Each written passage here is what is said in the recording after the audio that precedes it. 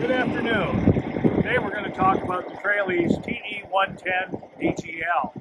This is a non-ground bearing hydraulic detachable gooseneck, and it's a low profile. This is our lowest deck height, 55-ton trailer within our standard line of trailers that we have. This particular trailer has a serial number plate here. The epic weight of this trailer is 26,220 pounds. We weigh each of our trailers before we ship them, and this trailer is set up to take 110,000 pounds concentrated in any 12-foot deck space. Today we're going to video how the neck unhooks and reattaches. So we're going to start by dumping the air out of the air ride, and that's optional, but I suggest dumping the air out of the air ride so you're not fighting the air ride truck adjustment while you're hooking and unhooking. Raise this bed up, and we raise and lower this. The TRAIL-EZE trailer gives you a lot of range. Look at the ground clearance I have. In the event that I need to, I got a lot of ground clearance.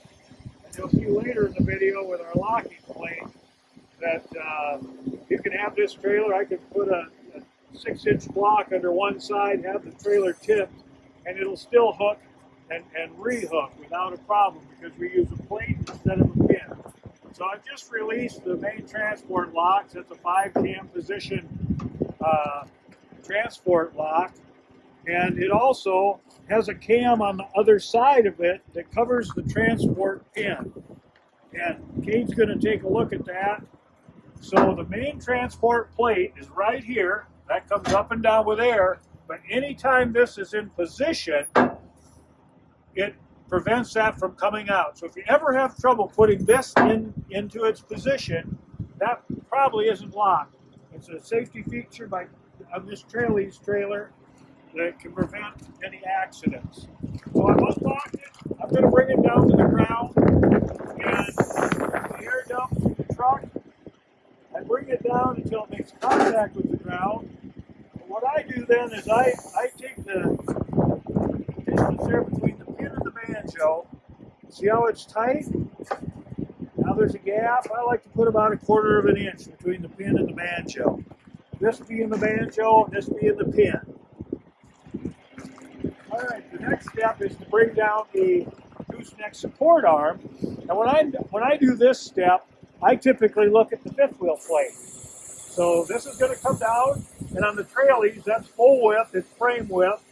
To adjust any truck frame, it makes contact with the frame. And there's some stops in there so that your neck doesn't slide left or right.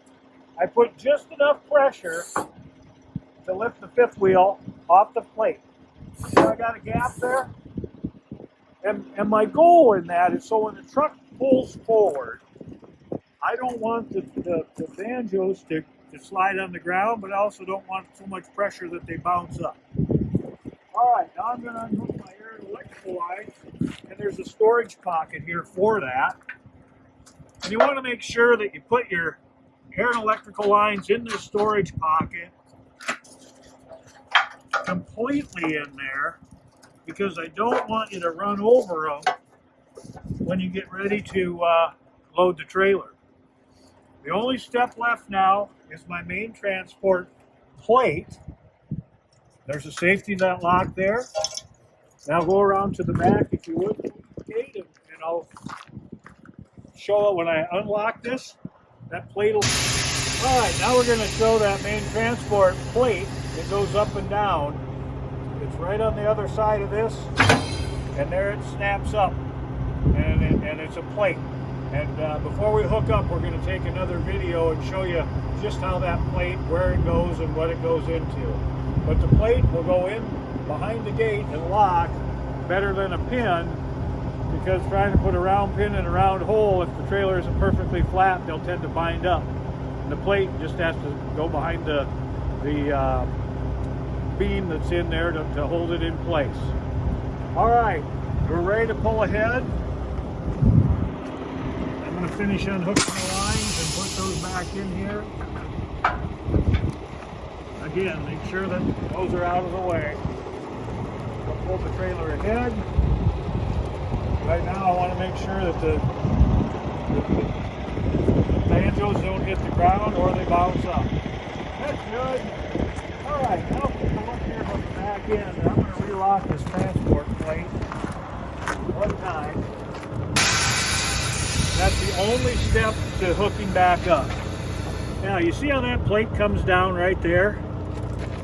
That plate, we got the air to it.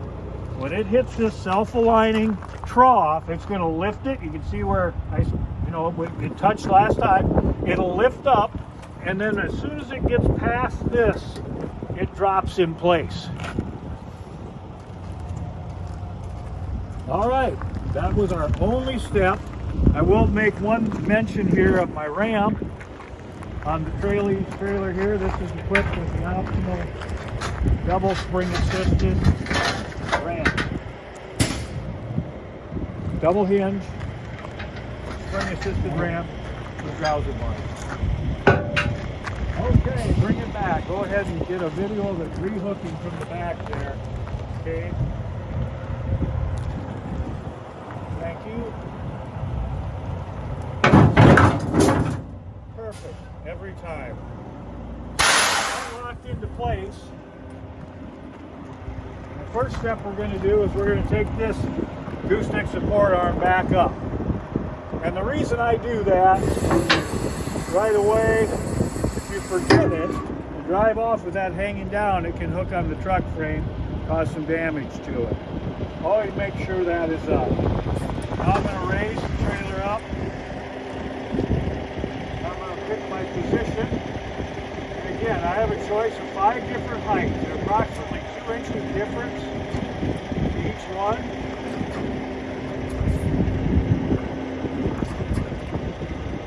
I'm going to choose the second one for my transport height, running fairly level. At this point, we'll take the safety lock, put it back in here, make certain that that can't accidentally be unlocked. Although even if it was, with this handle in place and that cam that I showed you, it couldn't unlock from the trailer. If I unlock it right now, it could not unlock as long as this is in position because of that protective cam. Again, your blue line is safety, your emergency line is red, a 7-pole plug-in, and my optional wireless remote control, and the trailer is hooked up and ready to go. Now, he'll just put air back in the air ride and go on his way. I want to go down through the rest of the trailer. This trailer is set up to have a pull-out right here for the outriggers. It's got bent-style D-rings. The center boards are out. If it did have outriggers, we'd probably store the boards there, and we would have the heavy-duty pull-out there. That's an option. It's not on this trailer. These ramps are optional pin ramps, so when that pin and banjo is pulled away from your trailer, these can go over the pin, and you can load anything from a lawnmower to a skid loader, articulated wheel loaders, anything you can imagine. If you needed a narrower set of ramp tracks, you put those on the front and use that for loading the bed. We've got center board, or the center plate here, a very long excavator trough. Again, that's an option with several D-rings for cross tying back to the center. We have a boom trough in the back end. This has the optional removable load-bearing wheel covers. These wheel covers are load-bearing, and will carry a very heavy load. We have the air inflation system, outboard aluminum polished wheels. Come back here, it's equipped with an airlift axle, strobe lights, an adjustable ride height control, rear lift axle, additional light socket, and you go a little further up, I believe, oh, that's your air inflation system in that box right there. And that keeps the tire pressure in all the tires consistent. So that's the TRAIL-EZE TE110DG. Here's the air scale. This electronic air scale. So this is the 110DG. For more information, visit our website at www.traileze.com. That's also stamped on any serial number plate that TRAIL-EZE has. Call us for any other information, parts, service, or just questions on the trailers. Our 800 number is 800-232-5682, which is 800-2-DAKOTA. And we look forward to hearing from you.